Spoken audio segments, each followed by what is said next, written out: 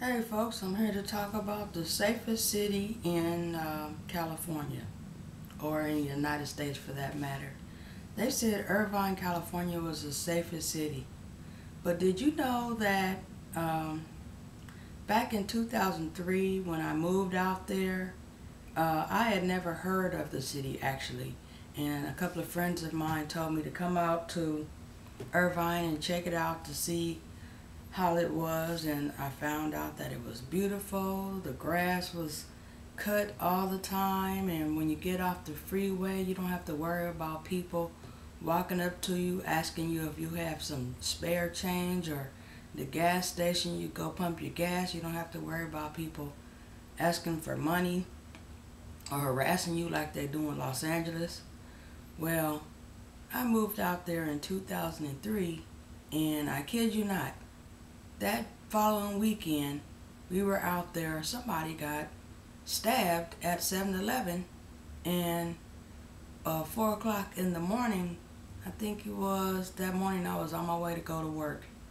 And mind you, I had to drive to Los Angeles, actually had to drive to Carson, California every day.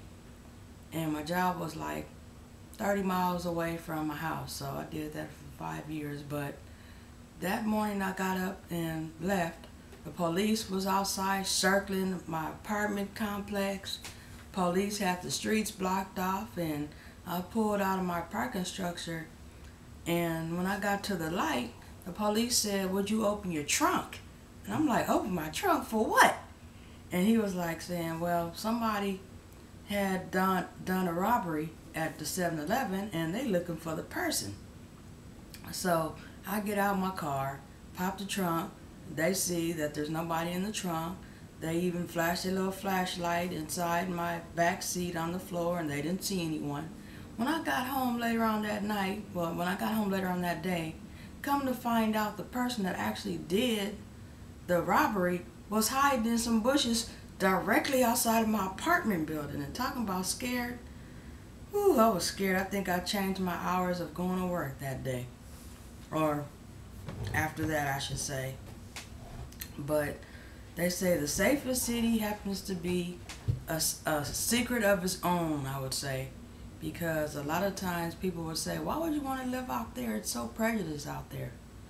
Well, I never saw any prejudice, for the simple fact that 2 times I had 2 little incidents. Like one time I went to Ralph's and I was buying some groceries, and I don't know if you guys have ever done this before, but have you ever got to the store and for some reason you didn't have enough money, so then you started telling the clerk, the person that puts the groceries in the bag, "I'm not going to get this, I'm not going to get this," because say it went to like $100, for some reason you thought it was only $80.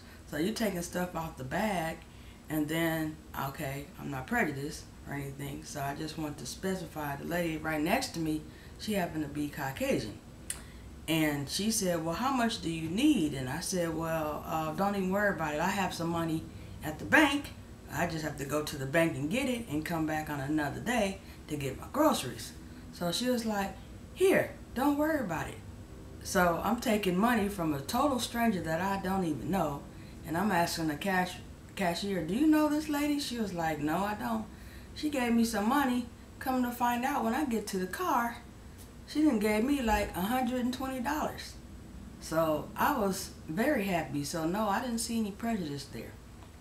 Then one time I went to, I went to Smart and Final, and my debit card to the bank that I go to, every time the lady swiped it, it kept saying decline. And I'm like, wait a minute, how could it be declined when at the time I had like $1,000 in the bank?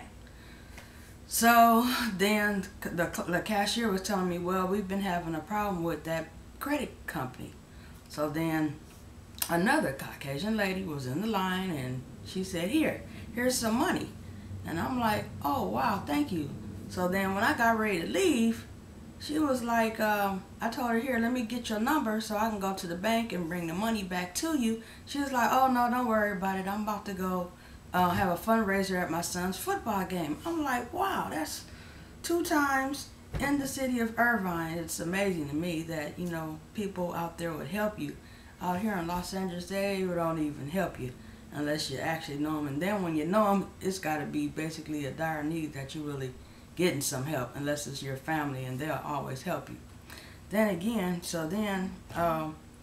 and this is why I considered the city, well, I never really seen prejudice, but then I started thinking, well, is my son's coach prejudiced because he would never let my son play basketball until the fourth quarter?